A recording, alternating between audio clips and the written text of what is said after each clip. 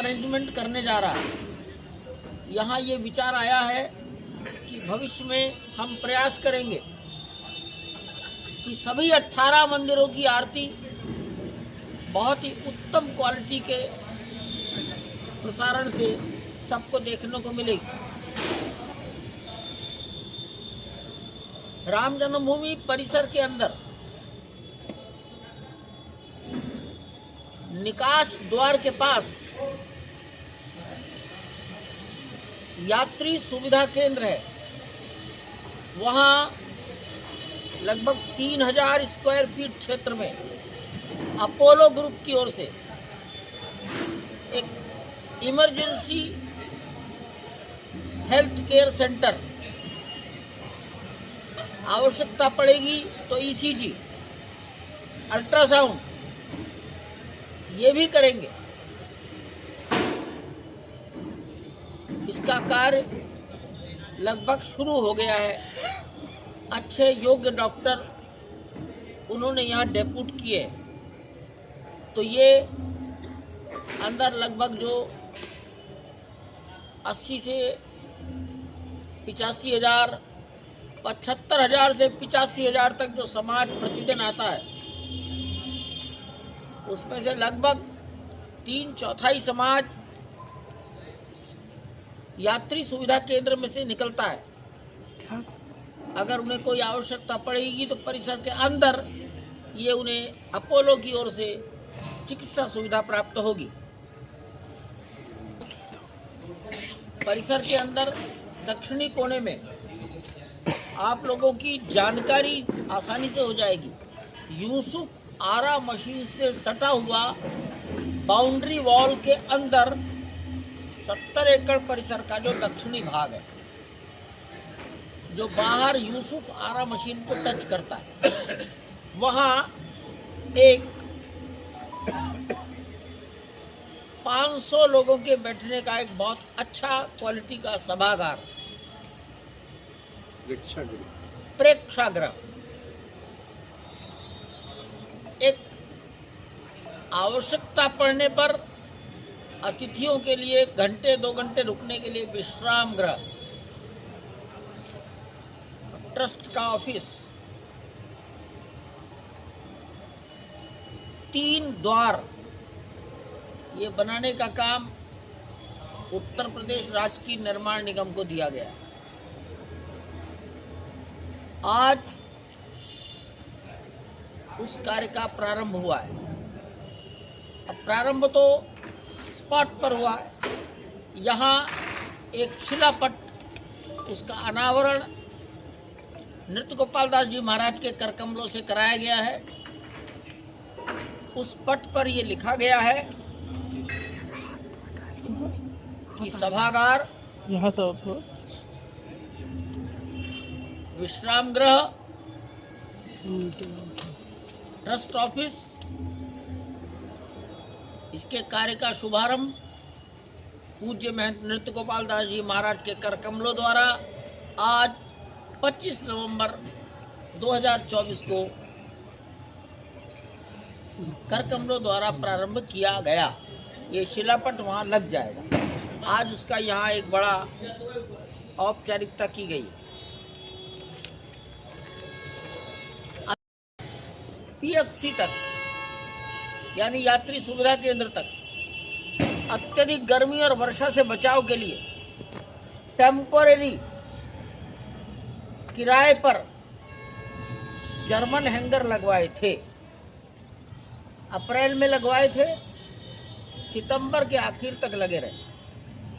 अब वो हटाए गए और अब वहाँ स्थायी शेड बना दिए जाएं, कैनोपी लगा दी जाए।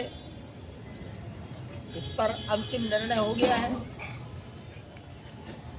उत्तर प्रदेश राज्य की निर्माण निगम और लार्सन टुब्रो दोनों के क्षेत्र बांट दिए जाएंगे। लगभग ये 9 मीटर चौड़े होंगे और ये मान लिया जाए 600 मीटर से भी अधिक लंबे होंगे। ऐसा ही है ना, 600 मीटर से अधिक लंबाई कवर करेंगे ताकि जनता को गर्मी और बरसात से राहत मिल सके। और मैं कहूँगा वर्षा काल शीत में भी होता है, अत्यधिक शीत में ओस गिरती है, उससे भी जनता की यात्रियों की रक्षा होगी। का स्थान एकदम प्रवेश करते ही है और नंगे पैर मंदिर तक जाना पड़ता है और मंदिर दर्शन के बाद नंगे पैर वापस जूता लेने के लिए आना पड़ता है। मैं ऐसा कह सकता हूं कि 1 किलोमीटर लंबा नंगे पैर चलना पड़ता है। ये कष्टप्रद है। भविष्य में जब सारे मंदिर बन जाएंगे तो वहां जूता पहनकर जा सकेंगे। कुबेर टीला, सप्तमंडप, इसलिए परकोटे से सटा हुआ, परंतु परकोटे के बाहर, आप में से शायद किसी की जानकारी नहीं होगी, आज वहां पर पुलिस पोस्ट है, पुलिस की एक बिल्डिंग बनी है। वहां पर एक जूता घर परमानेंट बनाएंगे। पूर्वी और दक्षिणी कोना है मंदिर का, परकोटे के बाहर, परकोटे से बहुत निकट दक्षिणी पूर्वी कोना, वहां पर जूता घर बनाएंगे जहां 6000 लोग एट ए टाइम जूते रख सके। 14-15 घंटे दर्शन होते हैं। सामान्यतः 1 घंटे में यात्री बाहर आ जाता है, तो एक झोले में 10 बार उपयोग हो पाएगा, 15 बार उपयोग हो पाएगा। ये पहला चरण है, आवश्यकता के अनुसार वृद्धि करेंगे। इससे यात्री परकोटे के अंदर बिना जूते जाएगा, दर्शन करके आते ही जूता पहनकर शेष परिसर में जूते के साथ जूता पहनकर घूम सकेगा। किसी भी मौसम में उसे कष्ट नहीं होगा। तो दर्शनार्थियों के कष्टों को दूर करने के लिए परकोटे से सटा हुआ, परकोटे के बाहर एक जूते घर की रचना की जाएगी। कुछ अर्चकों का हमने 6 महीने प्रशिक्षण दिया था। उनको रखने के संबंध में चर्चा पूरी हो गई है।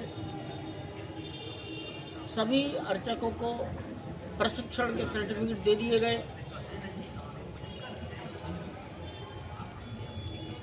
उसके बारे में एक नियमावली को आज सबने स्वीकार किया है। जो अर्चक उस नियमावली को स्वीकार करेंगे, क्रमशः उनको हम मंदिर की सेवाओं में लेना प्रारंभ कर देंगे। मुख्य बात यही है कि 18 मंदिरों में सभी अर्चकों को बाई रोटेशन जाना होगा। ये उसकी महत्वपूर्ण बात है। अन्य कुछ प्रोविजंस हमने रखे हैं। शुचिता, घर में किसी की मृत्यु हो गई, घर में किसी बालक का जन्म हुआ है, तो इस अशौच की अवस्था में किसी भी पुजारी को मंदिर में स्वतः नहीं आना चाहिए। हम तो पता नहीं लग सकता घर में कौन किसका जन्म हुआ है, मृत्यु की जानकारी मिल सकती है। तो अशौच की स्थिति में मंदिर की पवित्रता को सबने ध्यान रखना चाहिए, पुजारियों ने विशेष रूप से। ऐसी 2-4 खास बातों पर सबने चर्चा दी है। आगामी 22 जनवरी को 1 वर्ष पूरा हो रहा है। यहाँ स्पष्ट विचार है कि कृष्ण जन्माष्टमी अंग्रेजी तिथि से नहीं होती, भारतीय परंपरा की तिथि से होती है। अष्टमी कृष्ण पक्ष भाद्र का महीना, रामनवमी चैत्र का महीना, शुक्ल पक्ष नवमी तिथि, अंग्रेजी तिथि बदलती रहती है। भगवान का विवाह पंचमी, मार्गशीर्ष शुक्ल पक्ष पंचमी तिथि इस बार 6 दिसंबर को है। हम भी भगवान का ये जो प्राण प्रतिष्ठा ये द्वादशी को करेंगे, पौष शुक्ल द्वादशी। इसको कूर्म द्वादशी भी कहते हैं। भगवान विष्णु का कूर्मावतार है। अंग्रेजी तिथि बदलती रहेगी। 2025 में ये 11 जनवरी को आएगी, लेकिन हम स्थायी रूप से भगवान का ये पाटोत्सव ये पौष शुक्ल द्वादशी को करेंगे और इसका नाम प्रतिष्ठा द्वादशी संतों ने रखने के लिए कहा है। प्रतिष्ठा द्वादशी हिंदी परंपरा, भारतीय परंपरा, ये बहुत महत्व का निर्णय आज यहाँ हुआ है। चले न देना शुक्ल द्वादशी। वर्षों में अनेक लोगों ने चांदी भगवान को समर्पित की है।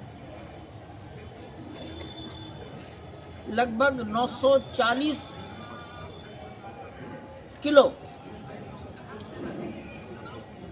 940 किलो चांदी भारत सरकार की संस्था को गलाना और उसको शुद्धिकरण करना, रिफाइन करना।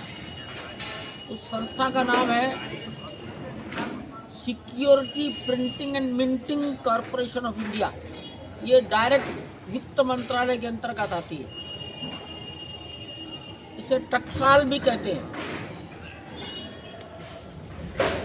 Security printing and minting corporation of India इसको दिया गया है। हैदराबाद में उसका मेल्टिंग किया गया, गलाया गया है और अभी तक जितने परीक्षण हुए उससे पता लगा है कि समाज ने जो चांदी दी है वो बहुत ही अच्छी उत्तम क्वालिटी की दी। 71 सैंपल रैंडम सैंपल लिए गए, तो 71 में से 64 सैंपल की चांदी 90% से 98% तक पाई गई है।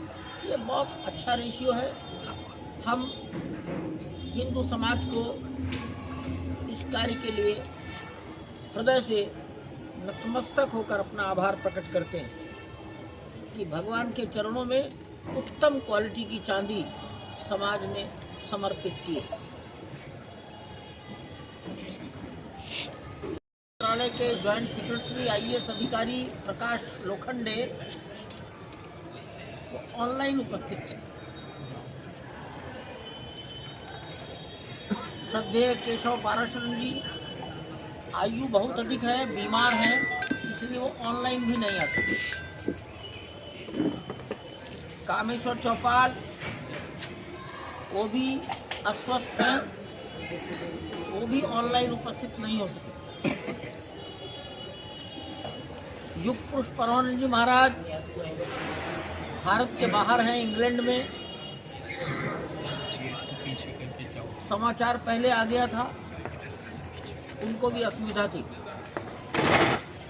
जिलाधिकारी महोदय आज शायद मुख्यमंत्री महोदय मिल्कीपुर के किसी कार्यक्रम में हैं, तो जिलाधिकारी के नाते उनको वहाँ रहना चाहिए, वो भी अनुपस्थित रहे।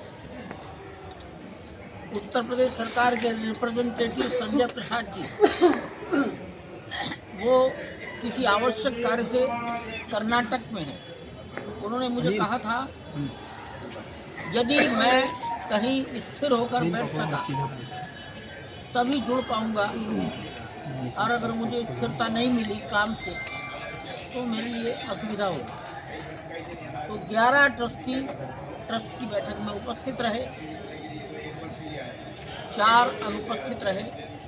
ये एक बहुत अच्छी बात है, कोरम पूरा रहा। नृत्य गोपाल दास जी के स्वास्थ्य के बारे में सोशल मीडिया पर लोग स्वेच्छा से कुछ भी डाल देते हैं।